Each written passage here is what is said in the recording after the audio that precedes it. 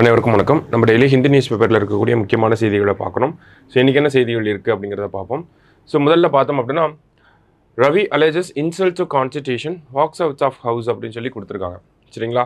So என்ன ஒரு controversy, என்ன ஒரு நிகழ்வு அப்படின்னு பார்த்தோம்னா, ஆளுநர் அவர்களும் சரி, பிரசிடென்ட் அவர்களும் சரி, குடியரசுத் தலைவர் அவர்களும் சரி, ஒவ்வொரு வருஷத்தினுடைய முதல் கூட்டத்தொடரிலையும் ஒவ்வொரு எலெக்ஷன் முடிஞ்சதுக்கு அப்புறமா நடக்கக்கூடிய முதல் கூட்டத்தொடரிலையும் ஆளுநரும் குடியரசுத் தலைவரும் அவங்களுடைய உரைகளை ஆற்றுவது வழக்கமாக இருக்குது. சரிங்களா? அந்த வகையில் ஆளுநர்கள் பார்த்தோம்னா மாநில சட்டமன்றத்திலையும் குடியரசுத் தலைவர் பார்த்தோம்னா பாராளுமன்றத்திலையும் இந்த ஒரு நிகழ்ச்சியை பண்ணுவாங்க. அந்த வகையில் தமிழக அரசாங்கத்தினுடைய இந்த வருஷத்தின் முதல் கூட்டத்தொடர் அப்படிங்கிறது நேற்று தொடங்கி இருந்துச்சு. அதில் ஆளுநர் அவர்களுடைய உரை அப்படிங்கிறது முதல் நிகழ்ச்சியாக நமக்கு திட்டமிடப்பட்டிருந்துச்சு. சரிங்களா? ஸோ ஆளுநர் உரையை படிக்கிறதுக்காக வந்து ஆளுநர் அவர்கள் வந்த ஒரு 3 நிமிஷத்துலேயே கிளம்பி இருப்பார். ஓகேங்களா? ஸோ அது ஒரு பெரிய சர்ச்சையாகவே எழுந்திருக்கு. என்ன ஒரு காரணம் ஆளுநர் தரப்புலேருந்து தெரிவிக்கப்பட்டிருக்கு, ஆளுநர் மாளிகையிலேருந்து என்ன ஒரு காரணம் சொல்லியிருக்காங்க அப்படின்னு பார்த்தோம்னா, இந்த ஆளுநர் உரையை படிப்பதற்கு முன்னாடி தமிழ் தாய் வாழ்த்து அப்படிங்கிறது பாடப்பட்டுச்சு. ஓகேங்களா?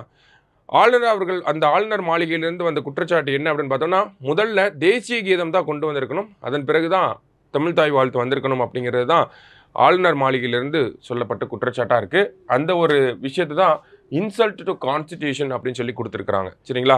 ஸோ இந்த ஒரு சர்ச்சை அப்படிங்கிறது போன வருஷமும் இதே மாதிரி ஒரு சர்ச்சை எழுந்தது. சரிங்களா?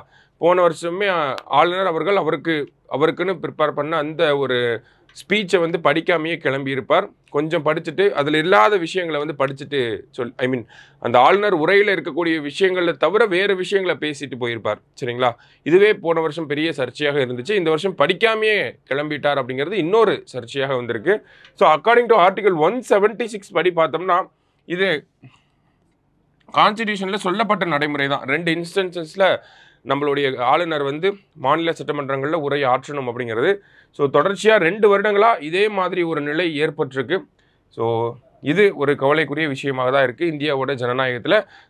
சமீபத்தில் கூட பார்த்தோம்னா பஞ்சாப் உயர்நீதிமன்றம் ஒரு தீர்ப்பு சொல்லியிருப்பாங்க ஒரு வருஷத்துக்கு முன்னாடி. என்ன சொல்லியிருப்பாங்க அப்படின்னா, அரசியலமைப்பு முதிர்ச்சியோட முதலமைச்சர்களும் சரி ஆளுநர்களும் சரி நடந்துக்கணும் அப்படிங்கிறத சொல்லியிருப்பாங்க. அந்த கான்ஸ்டிடியூஷனல் மொராலிட்டி அப்படிங்கிறத போல் பண்ணுங்க அப்படிங்கிறத சொல்லியிருப்பாங்க. இருந்தாலும் இந்த ஒரு நிலை அப்படிங்கிறது கவலை அளிக்கக்கூடிய ஒரு விஷயமாக தான் இருக்குது. தொடர்ச்சியாக தமிழக ஆளுநருக்கும் தமிழக அரசாங்கத்துக்கும் ஒரு மோதல் அப்படிங்கிறது இருந்துகிட்டே தான் இருக்குது. சரிங்களா? அடுத்ததாக பார்த்தோம் அப்படின்னா, தமிழ்நாட்டில் இருக்கக்கூடிய மொத்த வாக்காளர்களின் எண்ணிக்கை அப்படிங்கிறத தேர்தல் ஆணையம் சில திருத்தங்களுக்கு பிறகு மறுபடியும் சொல்லியிருக்கிறாங்க. 6.36 கோடி வாக்காளர்கள் தமிழகத்தில் இருக்கிறாங்க. இதில் பார்த்தோம்னா சோழிங்கநல்லூர் தொகுதியில் அதிகபட்சமாக பார்த்தோம்னா 6 லட்சம் வாக்காளர்கள் வந்து இருக்கிறாங்க.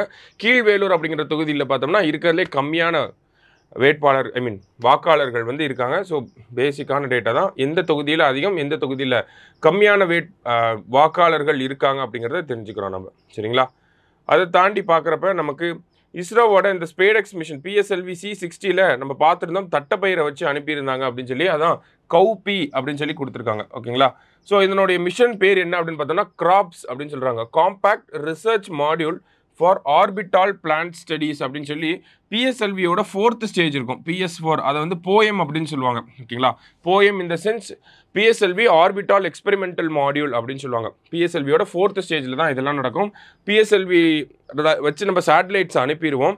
அதன் பிறகு அதனுடைய 4th ஸ்டேஜில் ஒரு சில ஆய்வு கருவிகளை வச்சு அனுப்புவோம். அதுதான் ஆர்பிட்டால் எக்ஸ்பெரிமெண்டல் மாடியூல் அப்படின்னு சொல்லி அதுக்கு பேர் வச்சுருக்காங்க. சரியா? ஸோ அதில் இந்த தட்டப்பயிரை வச்சு அனுப்பியிருக்காங்க. ஸ்ப்ரவுட் ஆகுமா ஆகாதா அப்படிங்கிறத பார்த்துருக்காங்க. ஸ்ப்ரவுட் ஆகிருக்கு. அந்த ஒரு செய்தியை தான் சொல்லியிருக்காங்க. சரிங்களா? இதை பற்றி நம்ம சண்டேவே பார்த்துருந்தோம். சரியா? ஸ்ப்ரவுட் ஆகிருக்கு அப்படிங்கிறத. ஸோ இன்றைக்கி செய்தித்தாளில் ரொம்ப குறைவான செய்திகள்லாம் இருந்துச்சு. தேங்க்யூ.